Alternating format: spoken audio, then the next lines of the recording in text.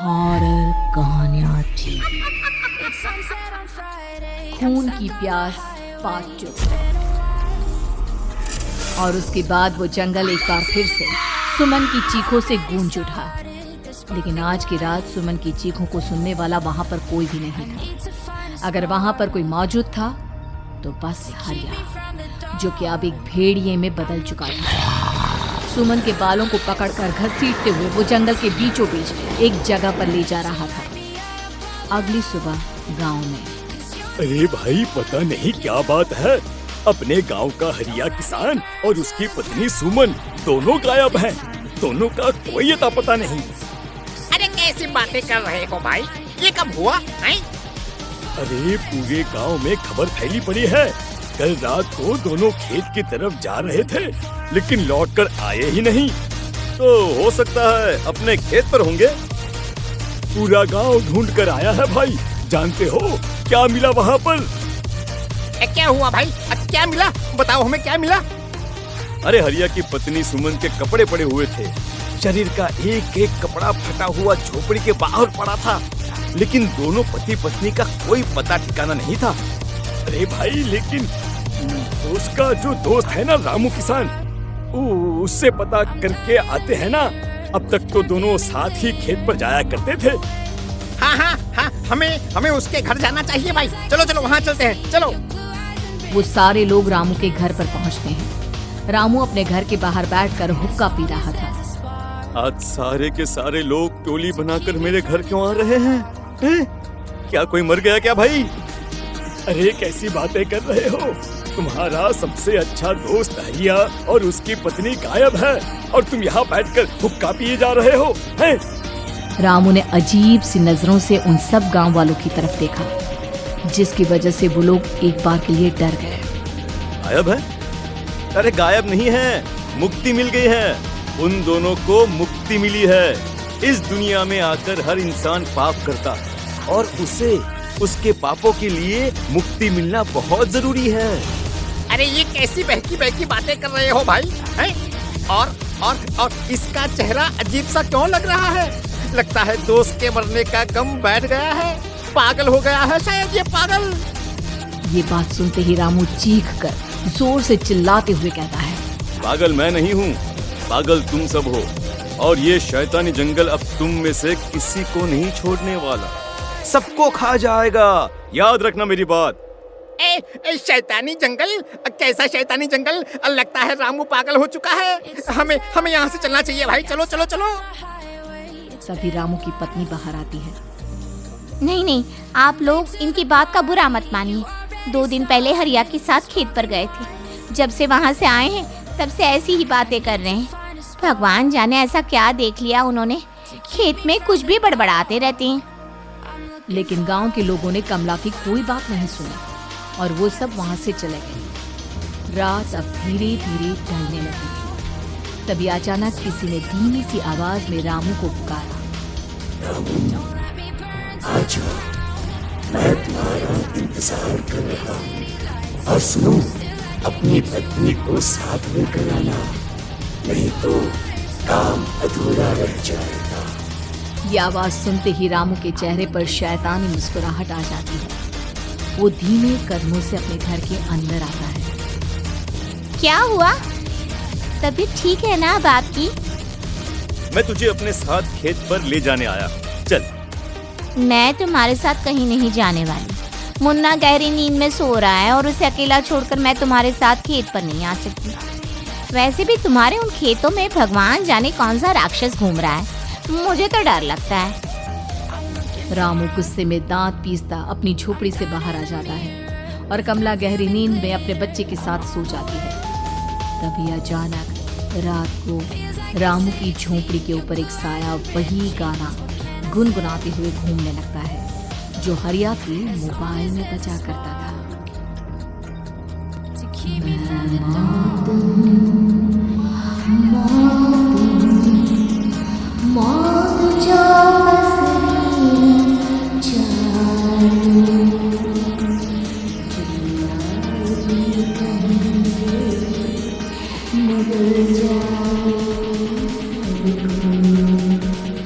मैं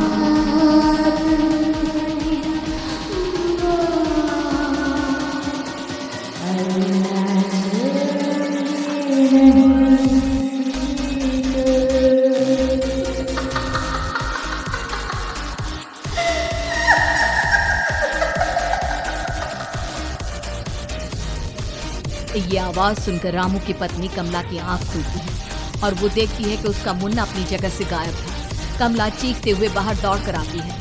वहाँ पर उसने देखा कि रामू ने अपने बच्चे को झोपड़ी के बाहर एक पेड़ से उल्टा लटकाया हुआ था और उसका बच्चा चीख चीख कर रो रहा था। वहीं दूसरी तरफ एक साया बच्चे के ठीक नीचे आग जलाकर उसके चारों तरफ हैवानों की तरफ नाच रहा था।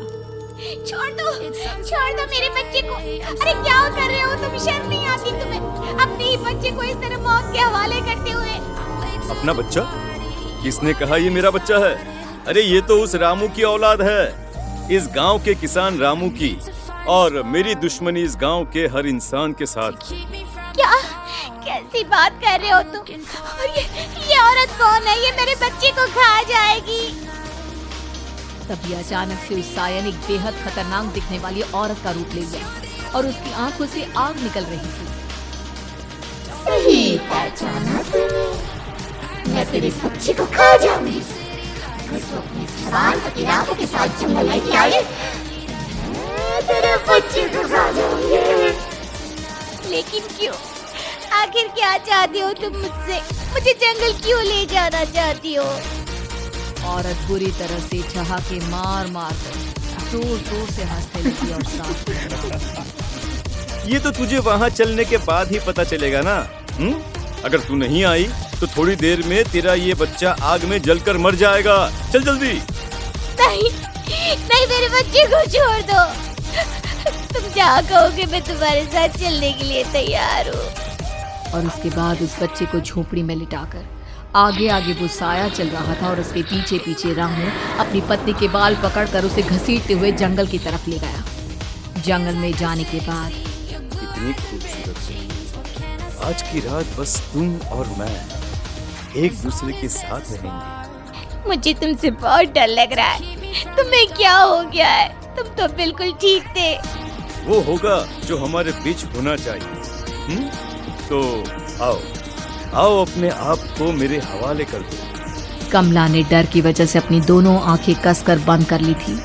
रामू ने बुरी तरह से चीख कर कमला से कहा, आंखें खोलो अपनी और मेरी तरफ देखो। कमला ने जैसे ही अपनी आंखें खोली उसने देखा कि रामू एक खतरनाक खूनी हैवान में बदल चुका था।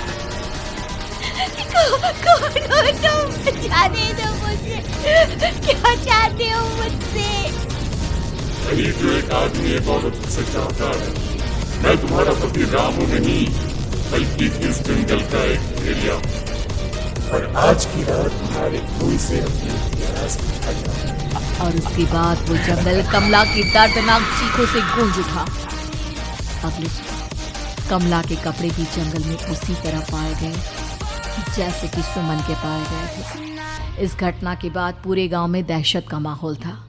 अपने माँ बाप की मौत और गांव में हो रहे इस तरह की घटनाओं की खबर सुनकर किशन शहर से गांव लौट आया था। अपने माँ बाप की बेदर्द मौत की वजह से वो बहुत परेशान था।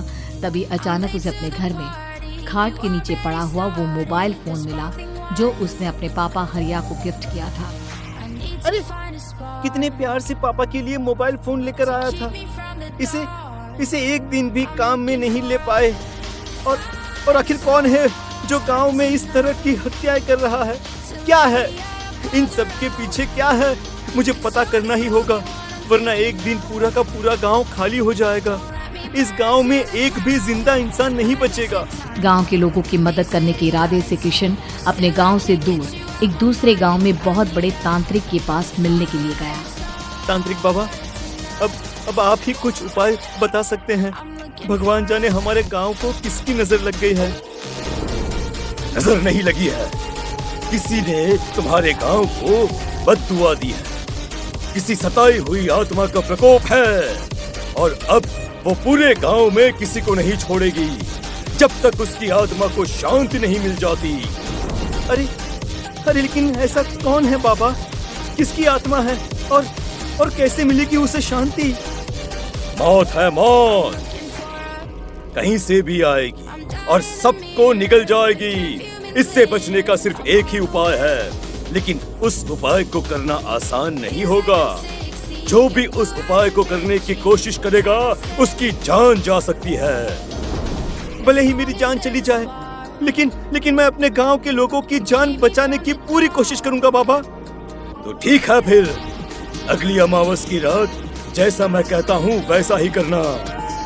अमावस की रात तांत्रिक के बताए अनुसार किशन अपने साथ केरोसिन लेकर जंगल की तरफ चल पड़ा। उसके हाथ में देवी के मंदिर का सिंदूर भी था। किशन जंगल के बीचों बीच पहुंचा। ये देखकर उसकी आंखें फटी की फटी रह गई। वहां एक उबलते पानी का तालाब था और कई लोगों की लाश लटक रही थी। किशन की माँ बाप की लाश भी वहीं थी। माँ, बापू, क्या हो गया? ये क्या हो गया? तभी वहां पर एक औरत और आदमी आते हैं। उन्हें देखकर किशन चौंक जाता है। गोपाल काका, आपकी तो 5 साल पहले मौत हो गई थी। और निर्मला काकी, आप? मौत तो हो गई थी, लेकिन तुम ये नहीं जानते कि हमारी मौत कैसे हुई थी। क्या कहना चाहते हैं आप? कुछ नहीं, बस ये जान लो कि अब इस गांव में कोई जिंदा नहीं बचेगा। लेकिन क्यों काकी? क्योंकि 5 साल पहले इन गांव वालों ने मुझे डायन बताकर पत्थर मार मार के मार डाला। मेरी कोई गलती नहीं थी। गांव का एक बच्चा क्या लापता हुआ, सारा इल्जाम मेरी पत्नी पे डाल दिया। और जब मैंने निर्मला की जान बचाने की कोशिश की तो मुझे भी मार डाला। आपके साथ ये बहुत गलत हुआ काकी, लेकिन आप जो कर रहे हैं वो भी सही नहीं है ना? तुम यहाँ से चले जाओ, वरना तुम भी नहीं बचोगे। हमारी आत्मा पिछले 5 साल से मुक्ति के लिए भटक रही है। चले जाओ यहाँ से। मौका देखकर किशन सिंदूर उन दोनों के ऊपर डाल देता है। उनका शरीर जलने लगता है और वो भयानक तरीके से चिल्लाने लगते हैं। अगले ही पल किशन उनके ऊपर केरोसिन डाल देता है और वो दोनों जल जाते हैं। किशन अपने माँ बाप और दूसरी लाशों का अंतिम संस्कार करवाता है और अपने घर लौट आता है। लेकिन वो अभी भी इस बात से अनजान है